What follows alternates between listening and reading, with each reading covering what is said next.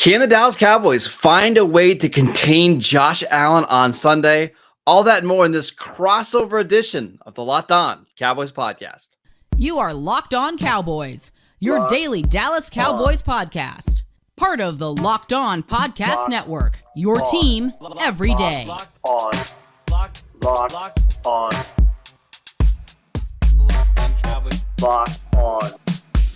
Cowboys. This crossover Thursday episode is brought to you by PrizePicks, the easiest and most exciting way to play daily fantasy sports. Go to prizepicks.com/LockedOnNFL and use code LockedOnNFL for a first deposit match up to $100.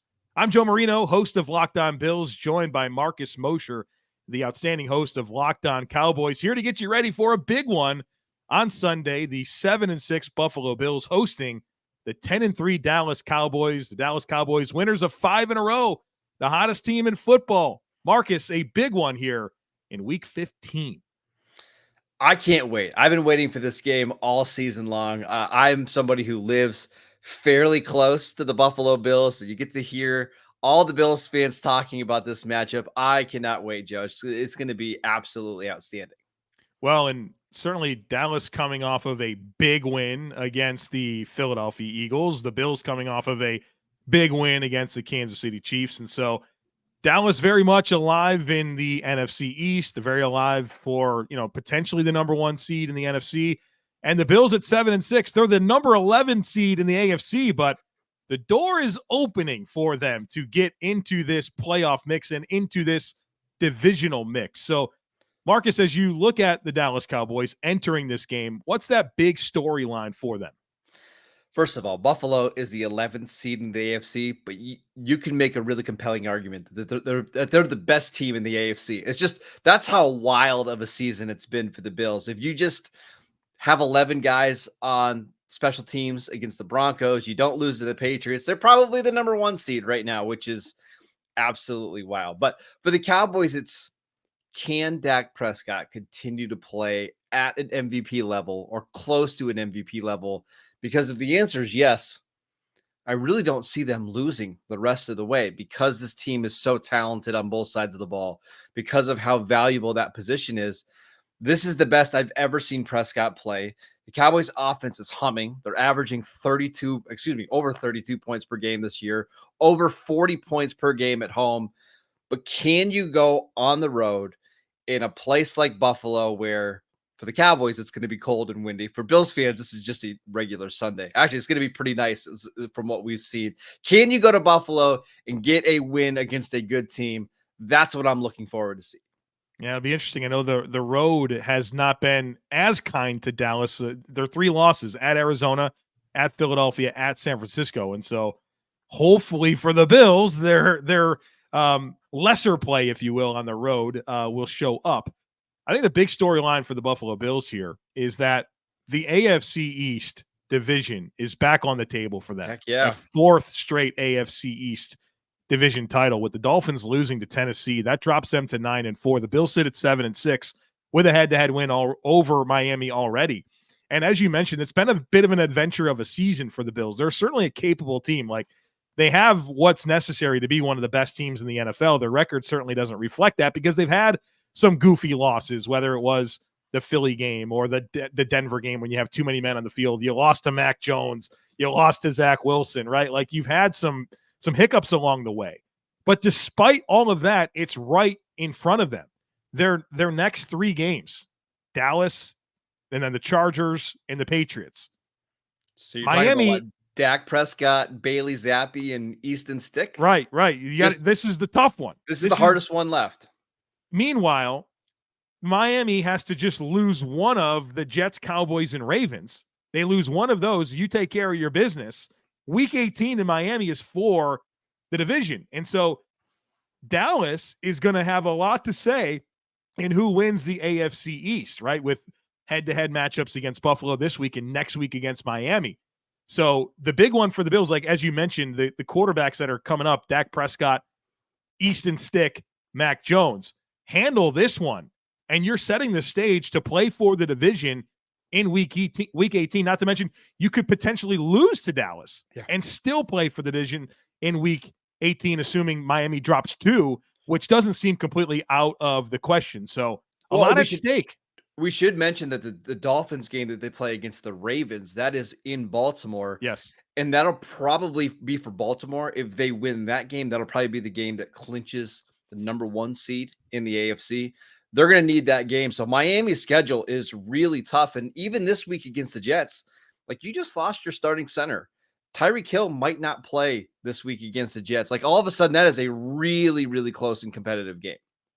And the Jets are better and different with Zach Wilson. Low bar to clear, but yes, they got Tim Boyle last time, who's not a real NFL player. No, he wasn't even a real college player. He threw 1 college touchdown, But for the Bills, can you find a way to sneak in? Now, what's going to hurt them a little bit is some of the tiebreakers, and we don't have to get into all that, but you have to at least get 10 wins. You might even need to win out to get a wild card spot. But if you can steal the division and host a home playoff game, now we're having a different conversation.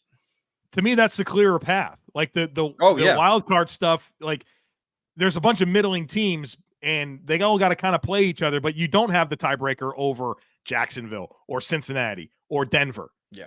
You can take care of the division and host a playoff game. And the Bills get in, nobody's going to want to play them. So, and Joe, look at who, let's say they end up being the 4th seed in the AFC, right? Like, who is going to be that 5 seed? Is it going to be Cleveland with Joe Flacco and no offensive tackles? Is it going to be Pittsburgh with Mitch Trubisky maybe still playing quarterback? It's so beneficial for Buffalo to try to win this division. If they can win out, I think they're going to do it. On the Dallas side of things, obviously not having the tiebreaker over San Francisco matters quite a bit. But if you can avoid San Francisco until the NFC Championship game, and if you play Philly again, bringing them to Dallas, right, that's a big deal. And so, like, we've talked a lot about the Bills and what's at stake for them. There's a lot at stake for Dallas here as they try to, maybe hope for a San Francisco hiccup, but at a minimum, get that 2 seed and bring the Eagles to you if you have to play them. Yes and no. The problem is the Cowboys would need the Eagles to slip up once. They don't own the division tiebreaker.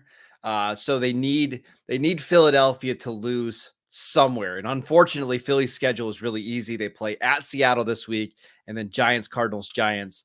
The Cowboys would need to win out and have Philly slip up. But I actually think that the Cowboys, I'm not sure how much that matters. What they need to show is, can you go on the road and take care of business against 2 good teams in the next 2 weeks? If you do that and you end up 14-3 on the season and you're still the 5 seed, they're going to have all the confidence in the world that they can go play anywhere and win. So even if it doesn't impact where they are seeding wise, I think this does have a big impact on what they can do in the playoffs, show that you can go win on the road.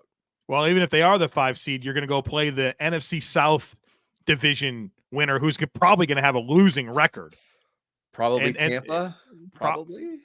Right. And we saw that last year. So, and Dallas is better and Tampa's worse. Yeah. So, and that was a blowout. That was with Tom Brady, and that was an absolute blowout. So that's the thing is the seeding probably, I mean, obviously it matters. If you could get the 2 seed to have home field advantage, yes, but it's the confidence that you can build by winning these games against good teams. Well, it's a shame the Bills couldn't have beat Philly. That would have been a great help for both teams here, but come on, Gabe Davis. Josh, if he was wrong on the throw. How about Sean McDermott giving him a chance with 20 seconds left and 2 timeouts? Yeah. We're past that, Marcus. We're past that. We're on to Dallas. Well, for now, the only thing that you can control is the Dallas game. So we're focused on that a bit more here in just a second. We're going to talk matchups that are going to decide this football game on both sides of the football. So stick with us. The show is sponsored by BetterHelp. This time of year can be challenging for some people, and it's natural to feel some sadness or even anxiety about it. But adding something new and positive to your life can counteract some of those feelings. Therapy can be a bright spot amid all the stress and change, something to look forward to make you feel grounded and to give you the tools needed to manage everything that's going on. It's helpful for learning positive coping skills and how to set boundaries. It empowers you to be the very best version of yourself. It's not just for people who have experienced major trauma. So if you're thinking of starting therapy, give BetterHelp a try. It's entirely online. It's designed to be convenient, flexible, and suited to your schedule. All you do is fill out a brief questionnaire. That'll get you matched with a licensed therapist. And if you ever need to switch therapists, you can do so at any time for no additional charge. So find your bright spot this season with BetterHelp. Visit BetterHelp.com/lockedon today to get 10% off your first month. That's BetterHelp, HELP.com/lockedon. All right, Marcus, let's get into the matchups that can decide this game. And I'd love to start this conversation with the dynamics of the Bills defense against the Dallas offense. Dallas offense is really, really, really good. Number one scoring offense in the league. And in this current 5-game win streak, they're averaging 40 points per game and haven't scored less than 33 in any of those contests. They're scoring points. They're taking care of the football. They've had 1 turnover committed in the last 4 games. They've had 0 turnovers committed in 6 of 13 games this year, and 1 or fewer turnovers in 11 of 13 games. So you're scoring. You're not giving away the football. Dak Prescott, 15 touchdowns and 1 interception over the last 5 weeks, right? To me, he's the NFL MVP right now. CeeDee Lamb's been unreal this season. This left side of the offensive line with Tyron Smith and Tyler Smith has been unbelievable. And so there's a big question for the Bills. How do you handle this defense? Or excuse me, this offense? How does your defense handle this offense? And so it comes down to 4 things for me. Number 1, you're at home. And we talked about if there's been hiccups for Dallas this year, it's been on the road. Can you have that true home field advantage? Can your crowd impact this game? And number 2 is how do you make them lean on ancillary weapons? And I'm not slighting Jake Ferguson or Brandon Cooks. Michael Gallup's had his moments this year, but how much can you minimize CeeDee Lamb and force them to go to those other weapons, right? It's like Lamb's got like 1,200 yards this year, and those other guys are chilling around 500. And then I think if there are matchups to win with the Dallas offensive line, it's probably the center Biadasz. It's probably the right tackle Terrence Steele. Can you maximize your chances to get wins there, and can you get turnovers? Can you make Dallas do things that they really haven't done this year, and that's give away the football? It's a tough matchup. But as we get into this conversation, where I start to get the most nervous is, all right, what answers do the Bills have where they have most of their injuries are on defense? How do they make up for it in this game against a quarterback that's playing the best of any quarterback in the league right now? So this is what bums me out a little bit about this matchup is one of the things that gives the Cowboys a lot of trouble are really good coverage linebackers. And with Matt Milano obviously not playing, he's out for the year with a leg injury. I would have loved to see how the Cowboys would have gone up against him because for my money, he's the second best linebacker in the league, and I'm not sure it's close. But what the Cowboys have done all season is they find your weakest linebacker and they just put him basically in hell, right? Like they're going to use motion all over the place to see if you're in man or zone coverage. And once they find out you're in man coverage, they're going to run picks and rub routes all game long. And then if you're in zone, that's when they're going to put CeeDee Lamb in the slot and get him matched up one-on-one against your linebacker. This is going to be a tough game for Buffalo's linebackers. If they can perform well, I think they have a chance to stop Dallas, but that's been a little bit of an issue for them this season. How much for you? When you think matchups, what's that prevailing thought? I know I talked about some of the dynamics of the Bills D against the Dallas O. Where does your mind go, Marcus? I mean, for me, it's Josh Allen. I feel like the narrative around quarterbacks is always so stupid. I hate national narratives when it comes to quarterbacks because in a lot of ways, I feel like Josh Allen is having the season that Dak had last year where, yes, the turnovers are high, but it's because he's being asked to do just a bunch of absurd things every week to help Buffalo win games. And there's been turnovers that have bounced off players' hands and into, defensive, backs, hands for interceptions. I think Allen's been amazing this season. And I'm not sure how the Cowboys are going to stop him because they haven't played a quarterback like him at all this season. They've only played a couple of mobile quarterbacks, but those guys can't throw like Josh Allen. And even the quarterbacks like Jalen Hurts, who used to be that kind of dual threat guy, Jalen Hurts doesn't want to scramble anymore. And I'm not saying that Josh Allen is only a running quarterback. He's got the ability to get outside the pocket, scramble, and make absurd throws like he did last week to help the Bills win that game. So can the Cowboys pass rush be disciplined enough to keep him in the pocket and create pressure? I don't know. They're almost too aggressive sometimes. Dan Quinn wants to blitz you all the time. He wants to use a bunch of stunts to create pressure. I'm really worried about Josh Allen getting outside the pocket and creating big plays down the field. Well, the Dallas defense certainly presents a lot of challenges. I know Josh Allen's going to be a challenge for them, but for all the good that we talked about Dallas's offense, it's not like their defense is bad. It's one of the best defenses in the league. And we talked about they score points and get and take care of the football on offense, well, they limit points and take away the football on defense. These are good things. These are winning formulas. And the pass rush is just scary. I mean, Micah Parsons, everybody knows about him, like one of the best premier pass rushers in all of football.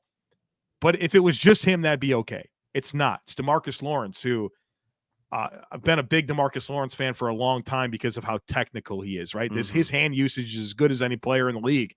And he's going to have Spencer Brown this week. And that's going to be a real challenge for Spencer Brown, who's really athletic and really long, but still working technically, right? And so he's going to have to win some one-on-ones there. And then it's Osa Digizua as an interior guy. Dante Fowler, Dorrance Armstrong, Sam Williams as depth players that can get a lot of rush. Even Chauncey Golston. Like, there's guys on top of guys here. And how they complement this pass rush with dynamic, like, playmakers in the back end with, of course, Stephon Gilmore, with Deron Bland and all the interceptions and pick sixes that he has.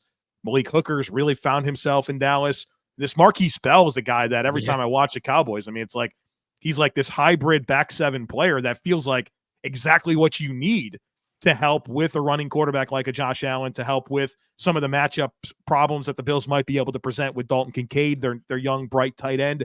You know, he seems like an eraser type player. And so the challenges for the Bills on offense are vast against this Dallas defense. And I think it's going to come down for the Bills is running the ball. And if there's an area where maybe Dallas isn't elite on defense, like where they're just okay, it's probably run defense. And can you be committed to it? Can you get James Cook going? Cook's been really good this year. He's third in among all running backs in the NFL in yards from scrimmage this year. And he's number one in yards per touch with running backs that have had at least 100 touches. He's got over 200. And so I think he's going to be a big part of this. Josh Allen running is a big part of this. And I think the Bills have been a little bit choosy with Josh and when he runs the ball. We know that it's very effective, but this is the time. This is the type of game where you unleash that and there's no restrictions. Like, dude, go make the plays. Go do the crazy Josh Allen stuff. So I think it comes down to that. And how much can you lean on some of your younger playmakers? I know that everybody knows about Stephon Diggs, Gabe Davis. I know there's probably some perception out there about him. I think he's a very underwhelming player, but Khalil Shakir is a young slot player. The tight ends in Dalton Kincaid and Dawson Knox, and then even throwing the ball to James Cook. I think that's really where you're going to have your best chances to have a level of success against a really good Dallas defense. I'm going to give you one player just to keep an eye on in this game. It's an old friend of the Cowboys. It's Connor McGovern playing at left guard.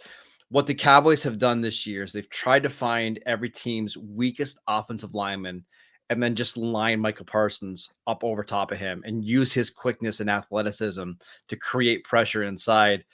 I got to believe that Dan Quinn and the Cowboys are circling Connor McGovern and trying to find ways to beat him quickly so they can get it into Josh Allen's face. So the Cowboys know Connor McGovern well. He was a starter for multiple years in Dallas.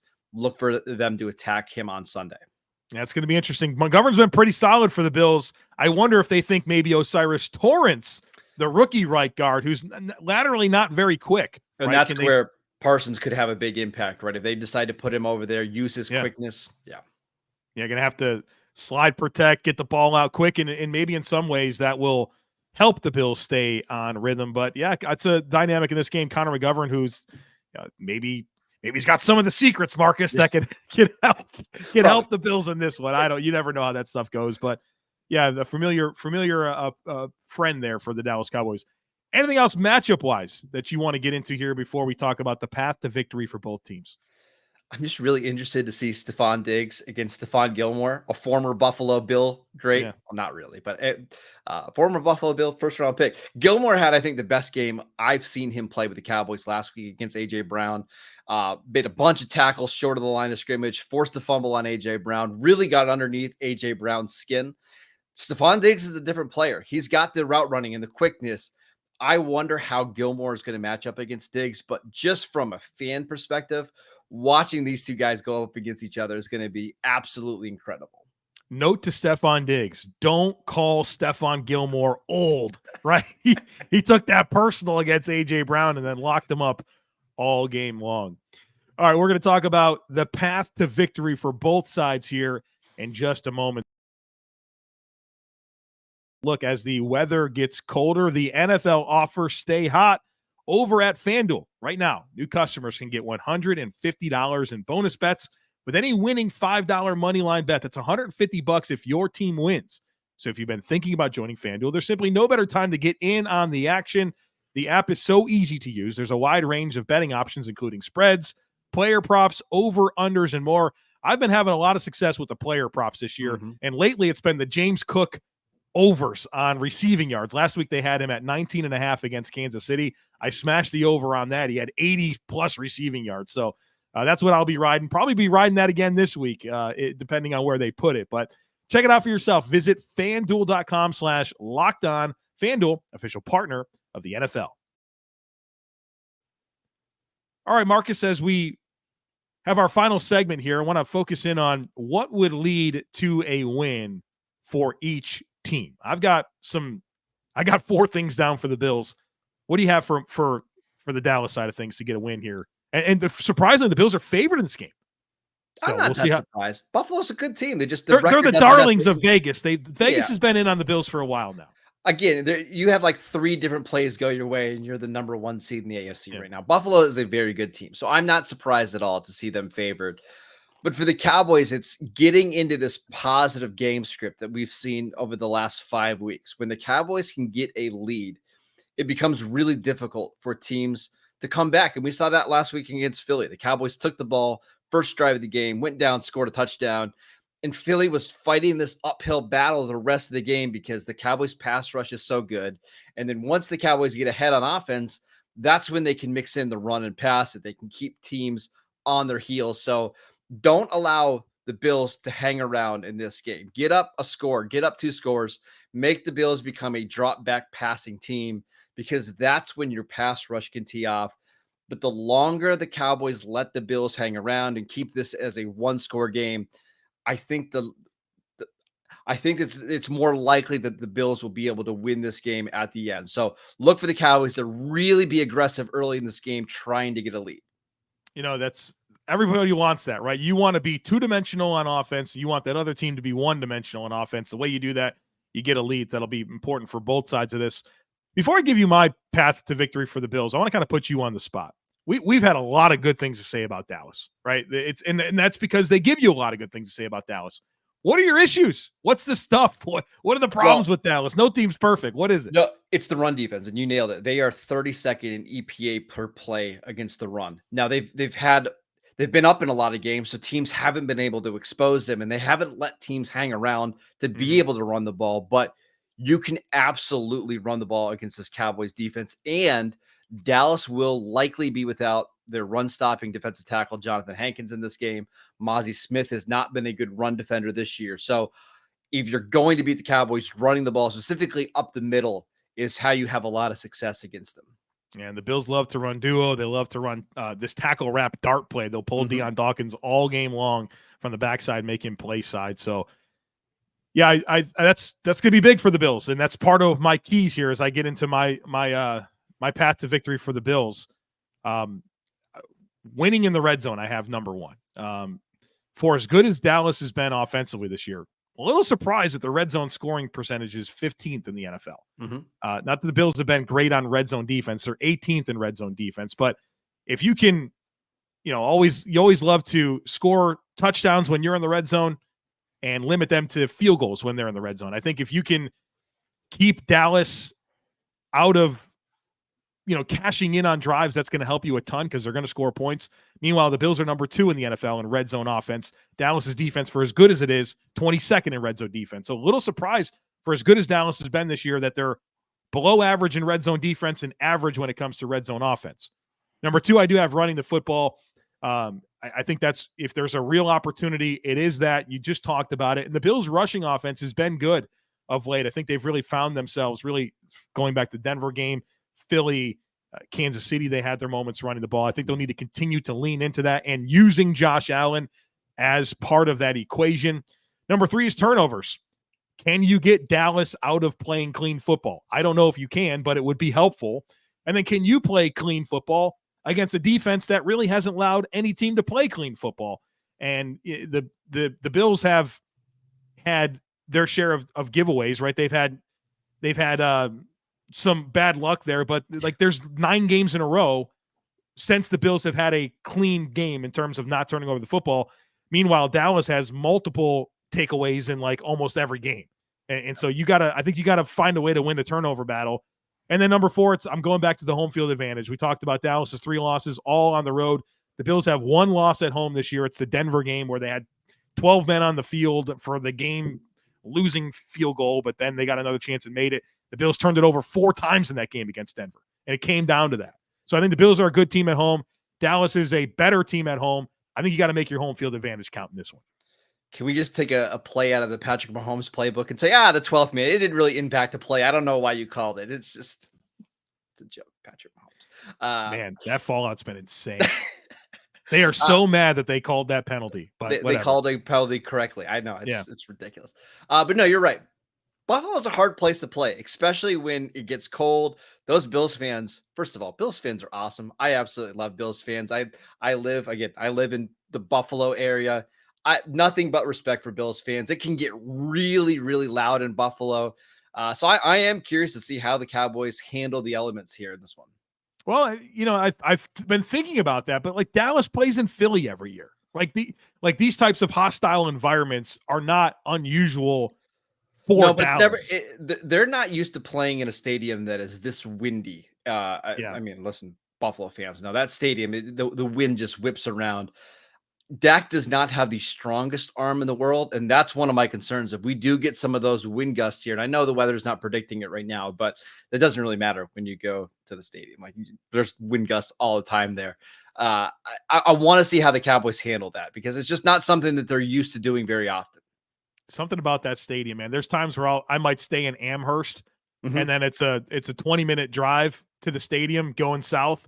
And it's like, as you walk to the stadium, it just gets windier and windier. It's like the stadium, it's underground. It's like I say you walk unusual down when you get into the stadium, and then that wind just whips all over the place. Yeah, it's a very interesting. The new stadium in 2026 has wind confusion, so there'll be less wind and how they structure it. We'll see.